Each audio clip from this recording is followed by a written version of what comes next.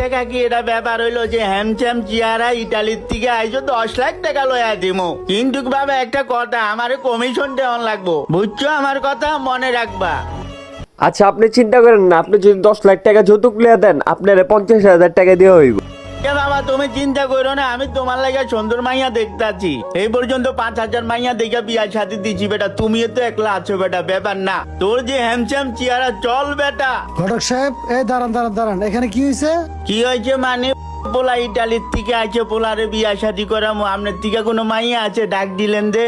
মেয়ে তো আছে, কিন্তু যৌতুকের কথা কি যেন শুনলাম। মানে ইটালি গেছিল জায়গা জমিন বেচা, বাবার একমাত্র পোলা, বুঝেন নাই? অগতন হাত খালি 10 লাখ টাকা লাগবে, এই কারণে এই কথা কইছিলাম। রাখেন মিয়া, ইটালির থেকে আইছে, বাপের একমাত্র পোলা, যৌতুক নিয়ে বিয়া করব, টাকা কি গাছে ধরে মিয়া? হ্যাঁ বাবা, বেটার কি কোন দিক দিয়ে কম আছে নাকি? যৌতুক নিয়ে বিয়া করলে সমস্যা কি? হ্যাঁ, তোমার সমস্যা কি? তুমি খালি মাইয়া দিবা।